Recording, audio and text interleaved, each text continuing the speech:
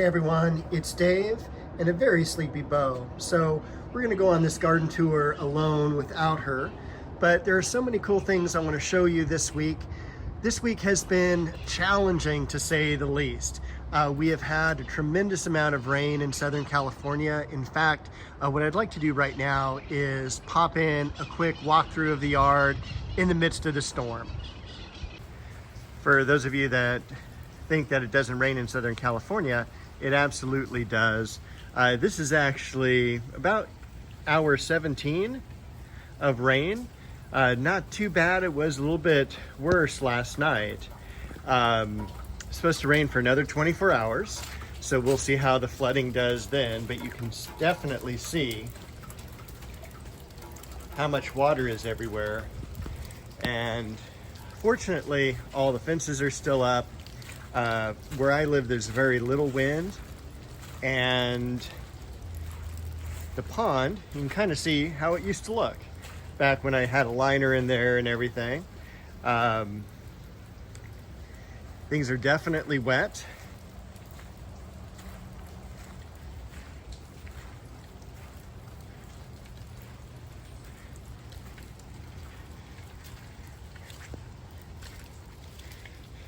Luckily, no standing water against the house.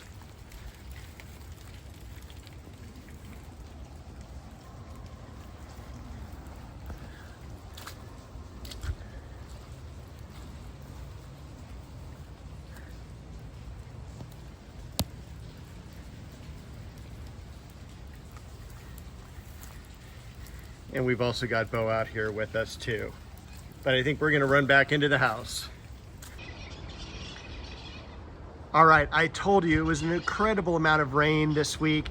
If you heard about it on your news, we had about 8 to 10 inches of rain here in Southern California. Being up next to the foothills, we definitely got the 10 inches of rain, and for sometimes that is our entire amount of rain that we get for an entire year rather than just like 3 days. So it was flooding everywhere. And I do want to show you the Magnolia solangiana that is in bloom. This is, if there was one plant that was my favorite in this yard, it is this one. It is just so beautiful, and one that I love pruning and shaping every single year. The fragrance on the blossoms is also just very indicative of early spring. And again, just one of my favorites, so easy to grow, so low maintenance. And that's why I got a yellow one as well. So we'll see that later in the video. Another thing I wanted to point out that I keep forgetting to is the society garlic that I cut back about 3 weeks ago. I literally got rid of all the old foliage, cut it back to about 1 inch of the ground, and you can already see, I mean, that's about 6 inches of growth off of that plant in just 3 weeks. They grow tremendously quick, even in the winter time. And I've got a couple others in other parts of the yard that are already showing a bud or two for a blossom. Society garlic is a great plant, especially if you have difficulty growing plants. They can take half day to full day sun, they can take a lot of water, they can take drought conditions. It's very difficult to grow these poorly. The only thing I would note on these is that they do have a garlicky scent to them. And I would not have put them this close to a house or a patio had I thought things through. But they do much better further out in the yard where you're not going to accidentally brush into them, or if you need to clean the flowers out, you're not going to have that pungent odor hanging around for hours after you clean them up. So other things this week, let's take a look back here in the nursery area. A couple cool things is the dwarf narcissus there, looking beautiful. The plant back here is Trachelium, and I used to have this plant back in the early 90s. I grew it for, I think it lasted for about 1 or 2 years. and it has vibrant purple flowers that are so incredible. They're very similar to bee balm in the way that they look. But I'm excited to show you those later in the season. We do have, look at that little dogwood bloom down there. This is Cornus canadensis. And this is the plant I got last week. I wanted to say it was a hibiscus.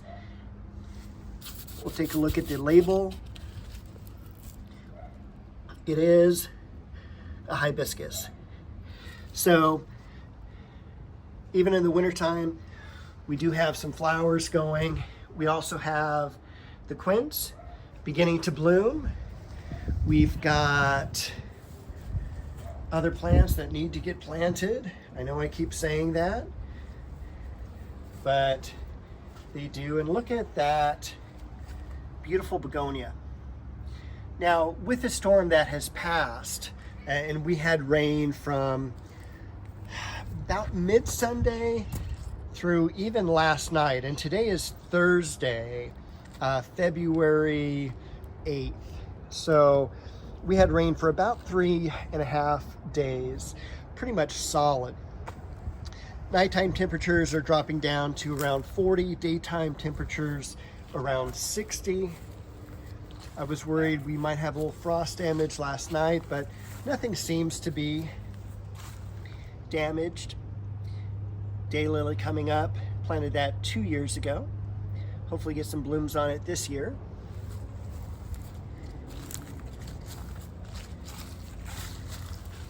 I did finish this part of the yard, which I'm really excited about.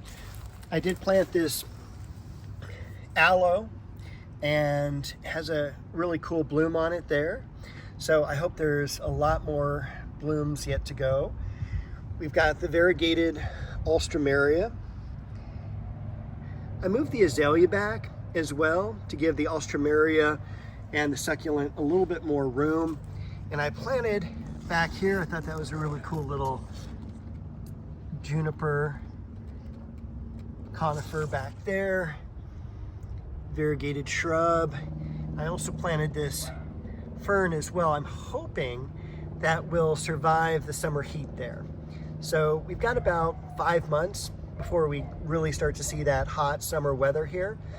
And I'm hoping by that time, the Japanese maple will have leafed out. We've got the background of the ivy, so no reflective heat. And I'm hoping that will survive. If not, we'll just have to move it to a different location. I've got some columbine coming up here. I'm also really happy to see a lot of new growth on the scented geranium. I've got some blossoms, buds coming up on a hyacinth, and I've got another hyacinth just emerging there, another conifer, and the bee balm. We've got osteos, and we've got some daffodils coming up finally, so happy about that. I also finally got this conifer. This is a chamaecyparis planted in the back. I thought that was just so cool, the distorted way that it's growing. I don't remember the variety offhand. I do have a couple columbine coming up here as well. Over here, besides the 2 trees that are normally here, I've got roses. Antique Rose Emporium shipped. And I'm sure these roses were like, yay, we're coming to Southern California. And then we're like, what is all this rain? So in fact, before I go up there, I'm gonna go ahead and pop in the unboxing of these and how they got delivered. Hey everybody, it's Dave and Bo. And guess what arrived today? It is Sunday, February the 4th. And we've got our roses from Antique Rose Emporium. So basically from ordering, shipping out of Texas to California, took about a week. And we're gonna open up and see what we have. Keep in mind, each box has its own packing slip, so you always want to check that. We're going to go ahead and Cut the sides.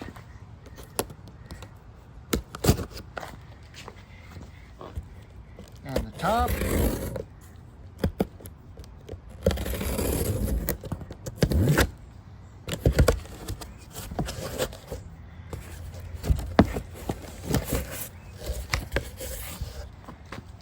Three roses per box. Like I said, I ordered 9 of them, and I can already tell from the canes there, these are incredibly nice quality roses, well worth the price.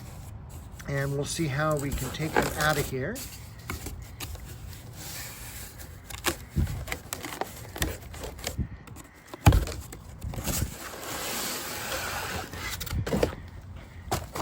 Look at that, perfectly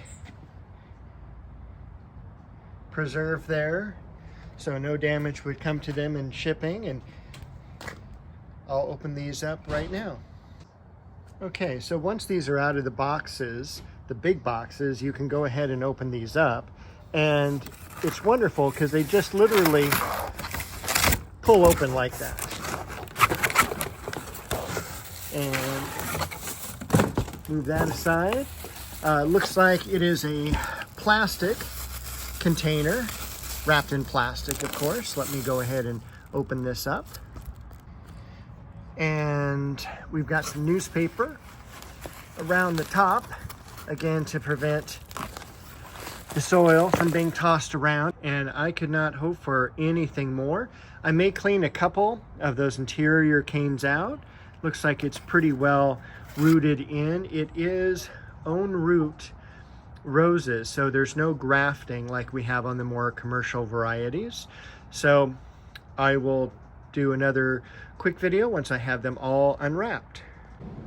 All right, and here they are, all 9 of them. They were all the right varieties. They have exceeded my expectations as far as the quality of these canes. All 9 of them, well, let's say 8. This is the only one that is a little bit smaller than all of the others, but that's okay because these are still so just outstanding. Being an old nurseryman, super happy with these.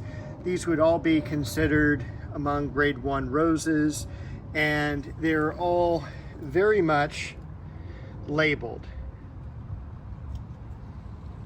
So these will be put in the ground over the next week or 2, and I'm looking forward to these blooming in April.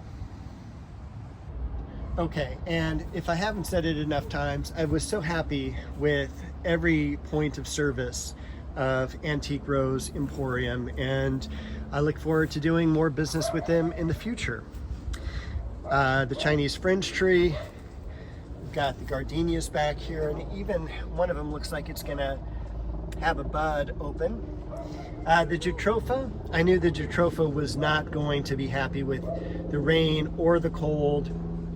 The plant still itself looks pretty good, even though the leaves are falling off, and the plant is hardy enough. It's not turning brown, it's not turning to mush. So I'll probably cut that back and hopefully it will leaf out, but it is definitely struggling. Over here, as we head into the rose garden, we've got our still yet to be moved dogwood. I do also need to mark where these peonies have died back because they will sprout out again. But here, peonies don't re-sprout out until, gosh, about April. Look at that row of Scilla.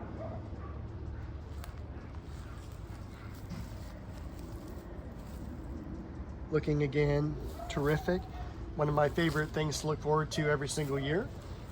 I did move the Westringia, and it looked like it transplanted. I'm sure the rain and the weather definitely helped.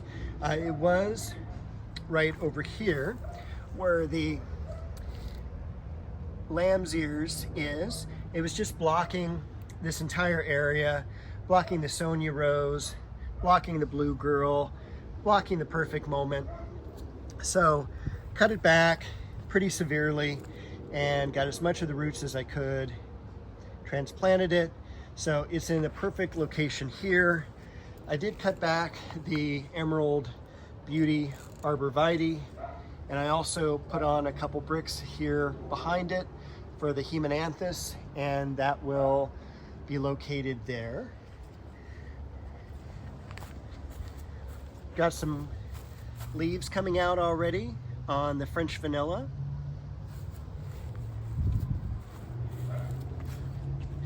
I was a little worried about the begonia, but that survived last night pretty good. Got a lot of leaves coming out on Margaret Merrill.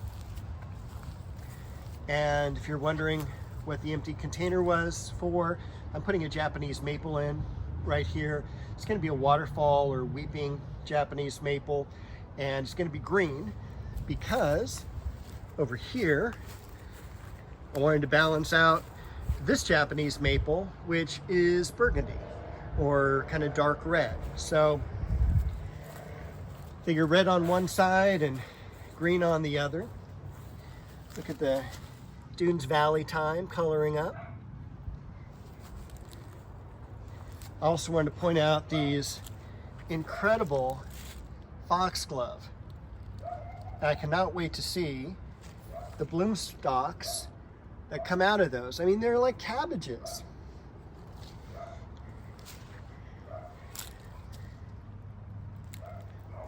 I do need to get back here and get all these weeds before they start growing again. The Philadelphus back here, which I got from Laguna Hills Nursery a year ago. Crabapple. That's the almond shrub or almond bush, which gets to be quite large. It's a small tree, really. Beautiful blossoms on the sweet pea bush. That also needs to be cut back, but there's so many blossoms, I don't want to do that at this time. Duet, looking terrific. Lots of new growth. Mugo pine, Leonotis. Got the pansies and the violas.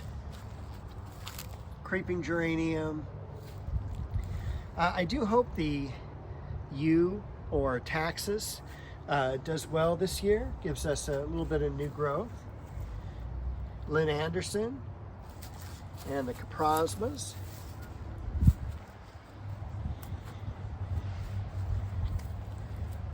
Over here, everything's looking good. And again, really no frost damage, so I'm really happy about that. And I think that is going to be everything for this week. So I hope you enjoyed the video.